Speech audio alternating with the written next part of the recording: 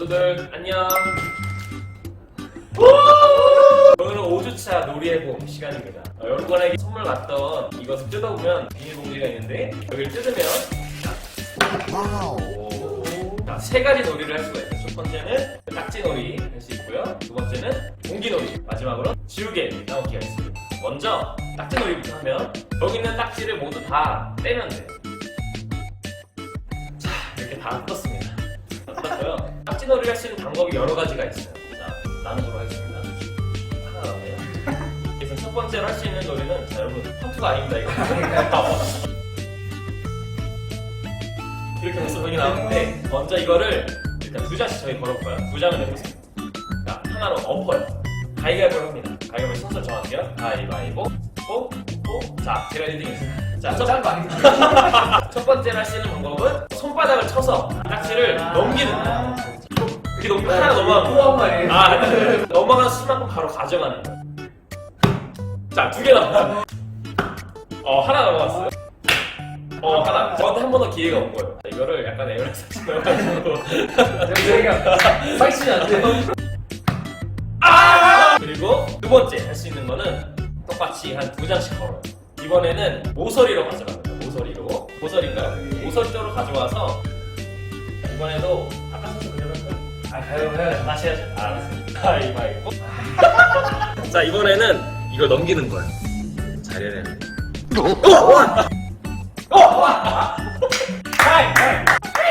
이거 아니지. 이렇게 하면 된다는 거. 자, 두 번째도 이러면 지금 실력이에요.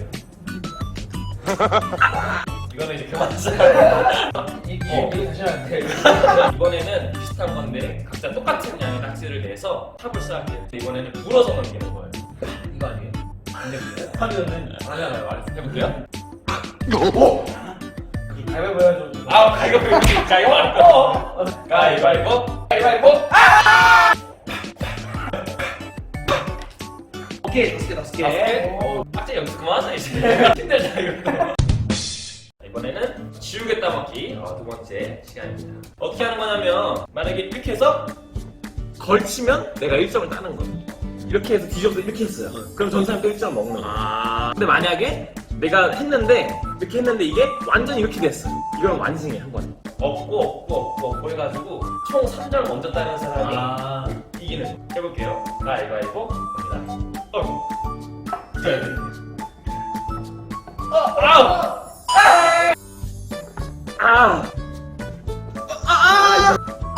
이 1점.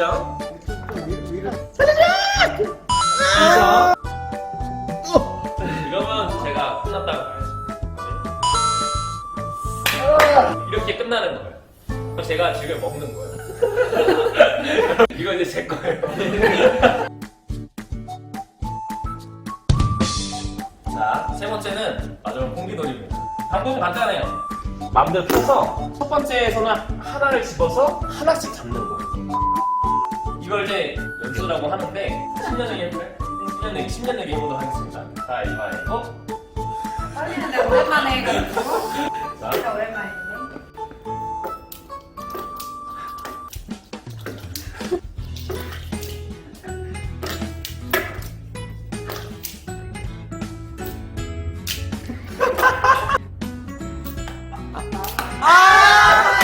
일부러 하신 거 아니에요? 손도 못 댈 줄 알았는데.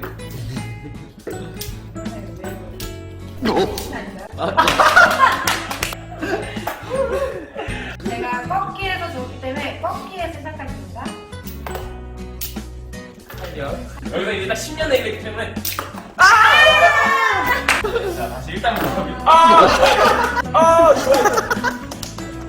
뭐야?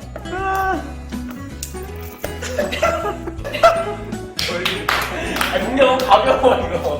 그럼 10년 맞춰야 돼. 10년 맞춰야지. 일단 맞추는 게 의외로 어려워. 야비하게 이렇게 하는 거. 원래 이렇게 하면 안 돼.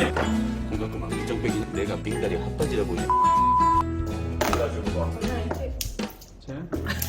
이렇게? 오. 이렇게 하고만. 오. 근데. 전 천재공인가 맞나봐요.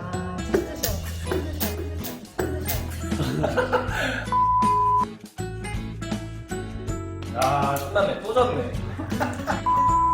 우리 이렇게 세 가지 놀이를 함께 해봤는데요. 이 세 가지 놀이를 친구들과 혹은 가족들과 함께 하고 나서 각 부서 목사님과 전사님들에게 사진이나 영상으로 인증을 보내주면 됩니다. 이 놀이에 보면 인증은 최대한 영상으로 보내면 좋겠어요. 이 세 가지 놀이 중에 하나라도 보내주면 좋을 것 같아요. 또 우리 다음 주에도 건강하고 재밌는 모습으로 다시 찾아뵙도록 하겠습니다. 여러분 모두 안녕! 안녕. 오늘의 성경 말씀은 빌립보서 4장 4절에서 7절까지의 말씀입니다. 빌립보서 4장 4절에서 7절까지의 말씀을 제가 봉독하겠습니다. 주 안에서 항상 기뻐하라. 내가 다시 말하노니 기뻐하라. 너희 관용을 모든 사람에게 알게 하라. 주께서 가까우시니라. 아무것도 염려하지 말고 다만 모든 일에 기도와 간구로 너희 구할 것을 감사함으로 하나님께 아뢰라. 그리하면 모든 지각에 뛰어난 하나님의 평강이 그리스도 예수 안에서 너희 마음과 생각을 지키시리라. 아멘. 오늘은 아무것도 하기 싫다면 이라는 제목으로 하나님의 말씀을 전하도록 하겠습니다. 인생을 살아가다 보면 힘들고 억울하고 견디기 힘든 상황들이 참 많이 있어요. 그럴 때마다 우리는 쉽게 무기력해지고 좌절하기도 하고 절망하기도 하고 실망하기도 해요. 그래서 많은 사람들이 나에게 위로를 줄 수 있는 명언이나 혹은 동기를 부여할 수 있는 글귀들을 찾곤 합니다. 심지어 유튜브에는 위로가 필요할 때 꼭 봐야 하는 영상, 귀찮고 아무것도 하기 싫을 때 보는 영상 등 다양한 컨텐츠가 있어요. 저도 고등학생 때는 한참 명언에 빠져 살았을 때가 있었어요. 그래도 남들이 다 알고 너무나 유명한 명언 말고 나만 알고 있을 것 같은, 그리고 나에게 와닿을 것만 같은 그런 명언들을 찾는 것을 좋아했어요. 수많은 역경 뒤에는 그 역경이 경력이 된다. 삶에서 가장 명예로운 것은 넘어지지 않는 것이 아니라 넘어질 때마다 다시 일어나는 것이다. 소리쳐도 되고 울부짖어도 된다. 그러나 포기만은 하지 말자. 만약 하나님이 당신을 어려움의 절벽에서 떨어뜨린다면 반드시 당신에게 둘 중에 하나는 해줄 것이다. 떨어질 때 당신을 잡아주든지 아니면 날 수 있는 방법을 알려주든지. 너는 여전할 것인가 역전할 것인가. 길을 걷다가 돌을 보면 약자는 그것을 걸림돌이라 하고 강자는 그것을 디딤돌이라고 한다. 먹는 칼로리보다 에너지 소모가 적으면 살이 찌듯이 걱정만 하고 행동하지 않으면 걱정이 찐다. 이미 끝나버린 일을 후회하기보다는 하고 싶었던 일을 하지 못한 것을 후회해라.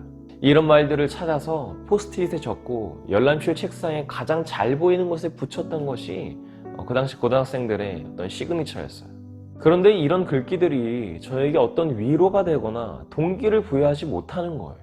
그렇게 고3이 되었고 앞으로 이 시기를 잘 견뎌내지 못하면 앞으로의 인생이 참 어려울 것 같다는 생각을 하게 됐습니다.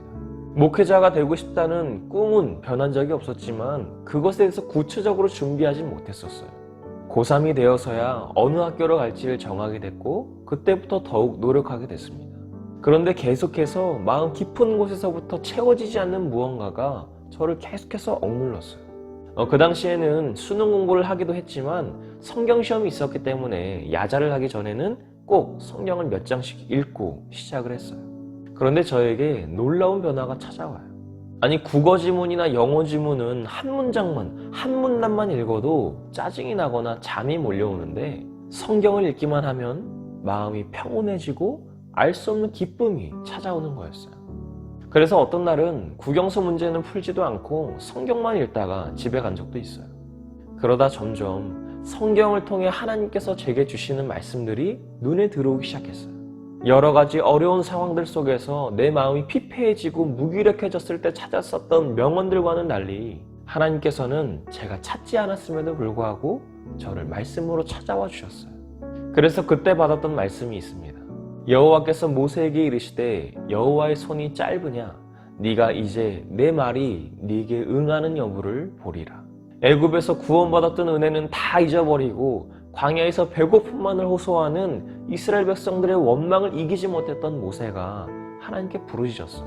하나님, 이 백성들을 먹일 수 있는 고기를 내가 어디서 얻을 수 있겠습니까? 차라리 저를 죽이셔서 이 고난당하는 것을 내가 보지 않게 하여 주시옵소서. 이런 모세에게 하나님께서 말씀하셨어요. 너희들이 내일부터 고기를 먹게 될 건데 고기 냄새가 싫을 정도까지 한 달 동안 고기를 먹이겠다. 그러나 하나님께 모세가 또 대답해요. 하나님, 나와 함께하는 자가 60만 명입니다. 주님께서 한 달 동안 고기를 먹이겠다고 하셨는데 우리가 가지고 있는 양과 소와 또 우리가 잡은 물고기를 합쳐도 안 될 것 같습니다. 그때 하나님께서 하셨던 말씀이 민수기 11장 23절의 말씀이었어요. 내 손이 짧으냐? 그래, 어디 한번 내 말이 이루어지나 안 이루어지나 네가 한번 봐라. 이 외에도 많은 성경 말씀들이 제 마음을 때렸어요. 그동안 교회에서 그렇게 설교를 많이 듣고 그렇게 많은 말씀들을 암송했을 때도 그때 와닿지 않았던 말씀들이 왜 그때서야 와닿았을까요? 성인이 되어서도 마찬가지였어요. 마음이 어려운 상황들이 참 많이 있었는데 그때마다 말씀이 떠오르게 하고 기도하게 하시고 찬양을 통해서 제 마음을 위로해 주셨어요. 그 말씀들도 평소에 다 알고 있던 말씀이었어요. 그런데 감흥이 없었다가도 그때서야 제 마음을 위로했던 거예요. 그리고 오늘 우리가 읽은 말씀도 그때 제가 받았던 말씀들 중에 포함되어 있어요. 감옥에 수감 중인 바울이 빌립보 교회 성도들에게 편지한 것인데 이 빌립보 교회는 바울의 2차 전도 여행 때 세워진 교회였어요. 빌립보 교회는 이방 여인 루디아의 집에서 시작됐고 가난했지만 그럼에도 불구하고 바울의 궁핍함을 해결하기 위해서 계속해서 헌물을 보냈던 교회예요. 그러나 문제도 있었어요.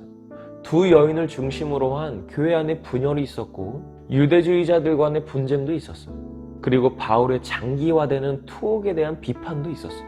그럼에도 바울은 빌립보 교회 성도들의 영적 성장을 위한 몇 가지 충고와 함께 사랑과 감사의 마음을 전달하고 있어요.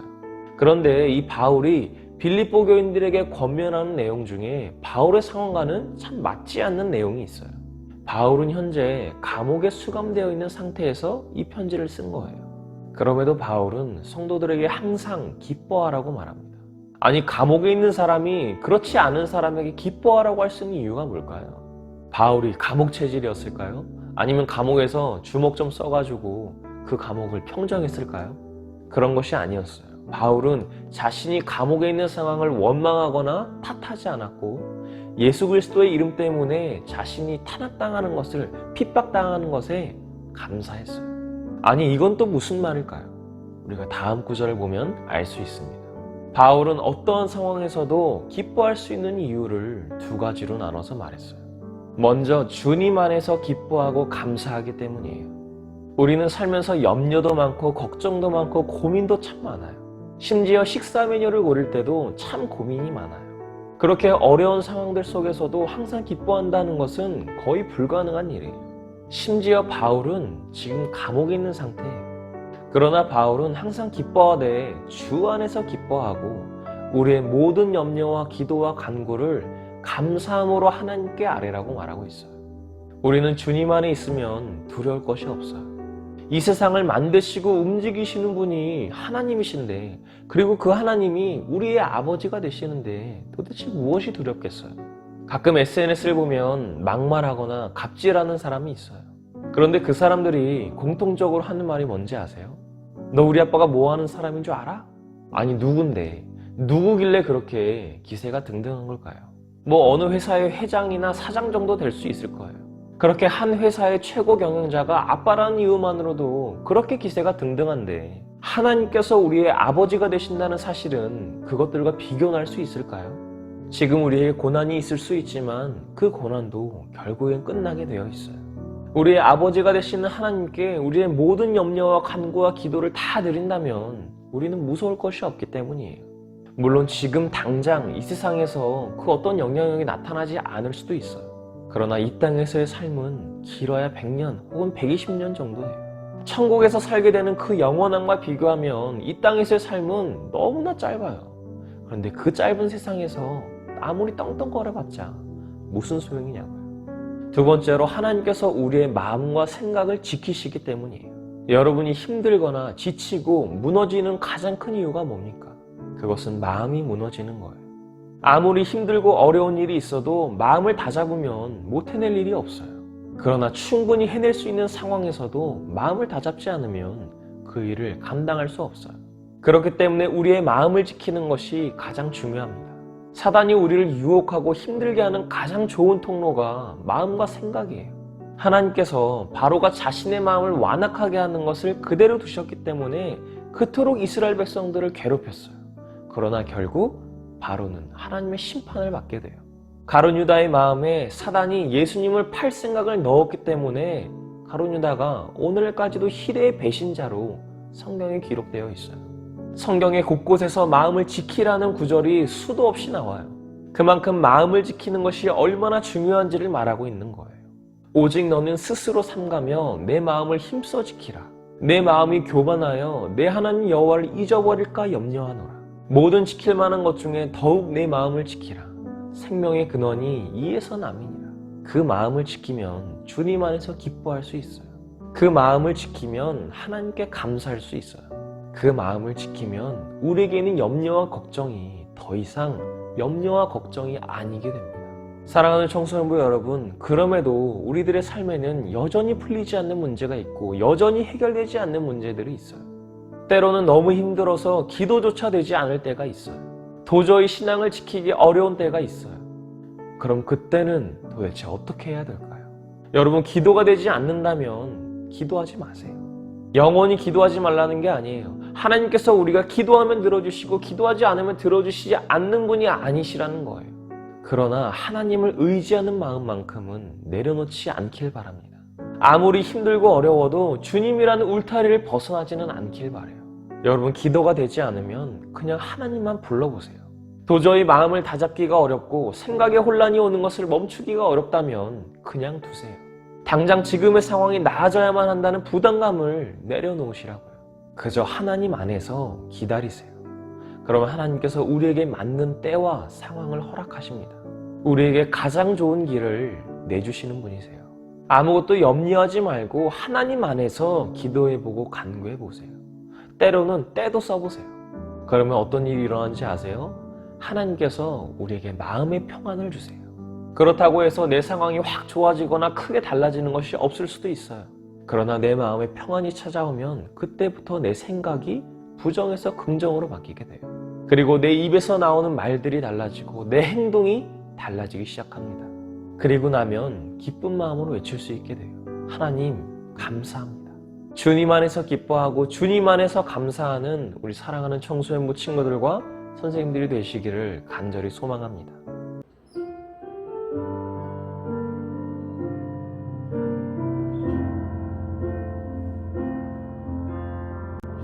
참 고마운 친구 나의 주님,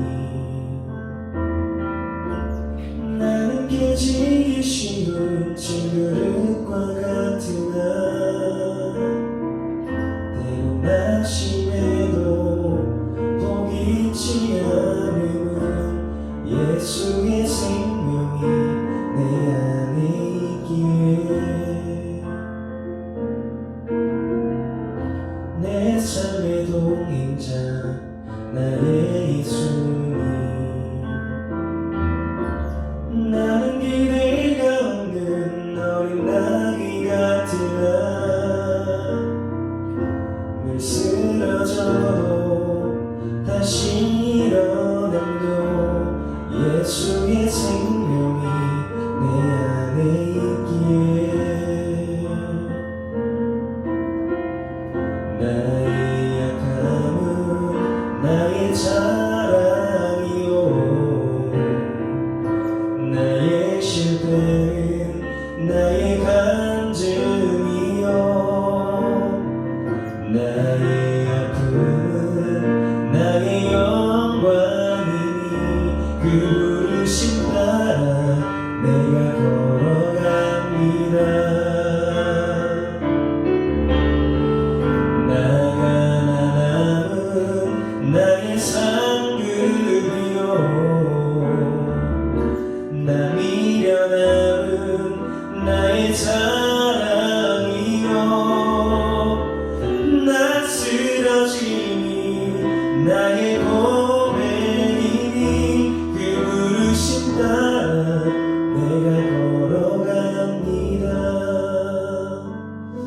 우리 시간에 기도하실 때 우리의 삶에서 여전히 해결되지 않는 문제들, 여전히 풀리지 않는 문제들이 있지만 내가 주님 안에서 주님께서 나의 마음과 생각을 지키시기 때문에 내가 주님과 함께 가겠다는 주님 안에서 기뻐하겠다는 고백을 드리며 이 시간 통성을 기도하겠습니다. 아버지 하나님 감사합니다. 우리가 나라의 세상을 살아감에도 불구하고 세상 속에 살아갔음에도 불구하고 세상이 너무 유혹이 너무 많이 뻗쳐있고 세상에 유혹이 너무 많이 빠져있음을 우리가 고백합니다. 아버지 하나님 그곳에서도 주님의 마음을 분별할 수 있도록 인도하여 주시옵소서. 이 세상에서 아무리 기도하고 아무리 정말 신앙을 지키려고 해도 가만두지 않는 세상 세력 속에서도 내가 주님의 자녀로 사랑받을 수 있도록 인도하여 주시옵소서. 주님의 자녀로 부름받는 기억을 가지고 살아갈 수 있도록 원합니다. 주님 안에서도 분별의 들으심을 내가 늘 수 있도록 인도하여 주시옵소서. 내가 상황이 달라지지 않고 나의 주님의 마음이 달라지지 않는다고 하더라도 주님 안에서 기뻐할 수 있는 일을 가질 수 있도록 인도하여 주시옵소서. 먼저 나의 마음을 지켜주기 원합니다. 나의 생각을 지켜주기 원합니다. 나의 마음속에서 차라리 분당질하지 않도록 인도하여 주시고